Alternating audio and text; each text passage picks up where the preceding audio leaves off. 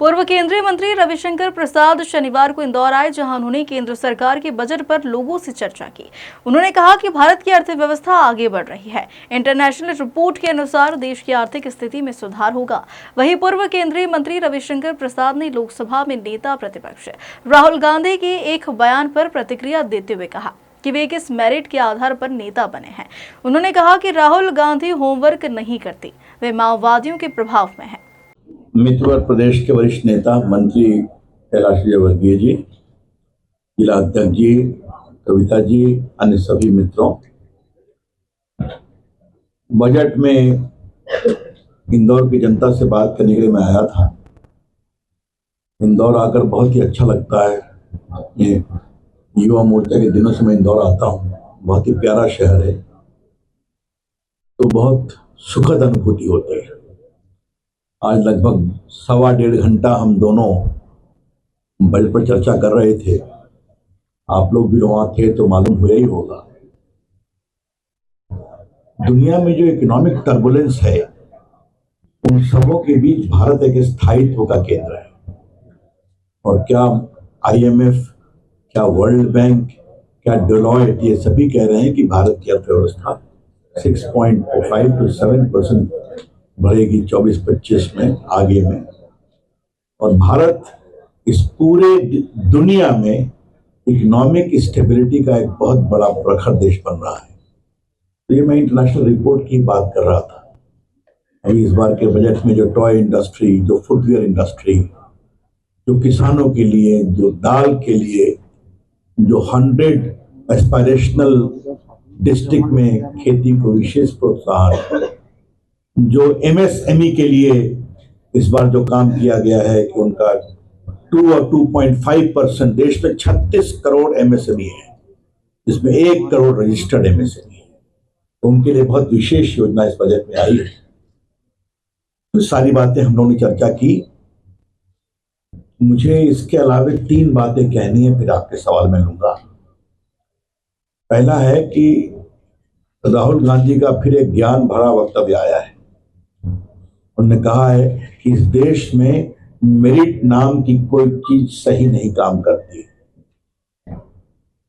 दलितों के लिए और हमारे वंचितों के लिए ये गड़बड़ है। तो राहुल गांधी से पहला मुझे सवाल ये करना है, भाई राहुल गांधी जी, आप किस मेरिट से विपक्ष के नेता बने हैं? पहले अपना मेरिट तो बता दीजिए। अगर आप किसी मेरिट से बने होते तो मेरिट के बारे में सवाल करते। तो अगर मेरिट के नियमों का सरासर अवहेलना की गई है तो उनकी खुद की नियुक्ति में की गई। पिछले सत्र में भाषण चल रहा था संविधान पर, उनकी एक रोचक टिप्पणी आई थी, मेरी काफी उस पर बहस हुई थी। 6-7 साल में व्यक्ति युवा हो जाता है। मेरा युवा की नई परिभाषा दी हो, तपस्या करने से शरीर में गर्मी आती है। मेरा भाषण उसके बाद था कि आज जो हजारों संत सन्यासी हिमालय और तंद्राओं में तपस्या कर रहे हैं, वो क्या होगा। मित्र कैलाश भाई भी काफी भक्ति और आध्यात्म में जुड़े रहते हैं। तो ये इस तरह की बातें कहना तो कोई मतलब नहीं है। मैं हमेशा कहता हूं, आज इंदौर की प्रेस के सामने भी कह रहा हूं, मैंने संसद में कहा राहुल गांधी होमवर्क नहीं करते। उनको कौन पढ़ाता है? उनका ट्यूटर बदलना चाहिए, जो भारत की सही जानकारी उनको दे, या फिर वो घोर माओवादियों के प्रभाव में है। तो दूसरी बात मुझे कहनी है, और ये राष्ट्रीय विषय है। कर्नाटक की सरकार ने 4% रिजर्वेशन किया है गवर्नमेंट कॉन्ट्रैक्ट में अल्पसंख्यक मुस्लिम समाज के लिए। वो OBC कोटा क्लॉज 2B में किया। OBC का हक मारा गया है। आप उपासना पद्धति के आधार पर रिजर्वेशन नहीं कर सकते। आप रिलीजन के आधार पर रिजर्वेशन नहीं कर सकते। ये सुप्रीम कोर्ट ने बार बार कहा है। ये भारत के संविधान में भी निषेध है। फिर भी वोट बैंक के लिए कहां तक जाएंगे आप? OBC मिलता है तो ओबीसी कैटेगरी में कोई मुस्लिम ओबीसी के लोग हैं तो चले आ सकते हैं, वो बैकवर्ड के रूप में आते हैं, मुस्लिम के रूप में नहीं आते। तो इस प्रकार से ये वोट बैंक की लालसा कहां तक चलेगी? कांग्रेस पार्टी कहां सिमट गई, हम लोग कहां से कहां पहुंच गए।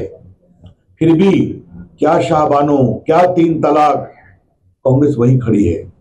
तो लगता है कांग्रेस पार्टी अपना वजूद कंप्लीटली खत्म करेगी क्या? वोट के लिए अब कहां तक जाएंगे, ये मुझे दूसरा सवाल करना है।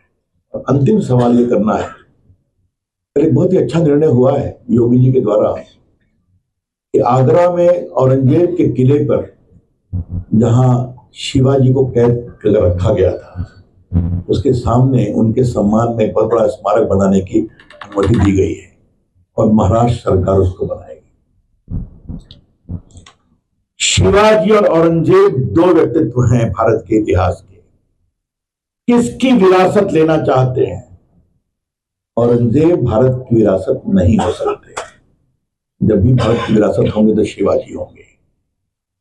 जो लोग उस पर करते हैं अपनी राजनीति को करने दें, लेकिन ये स्पष्ट जानना चाहिए कि औरंगजेब कभी भी भारत की विरासत नहीं हो सकते। आज उनके डिटेल्स बताने की जरूरत नहीं होगी, क्रूरता के बारे में, कितने मंदिरों को तोड़वाया उन्होंने, लगभग 93 तो एक्नॉलेज करते हैं औरंगजेब के ऑफिशियल किताबों में, या 83 शायद।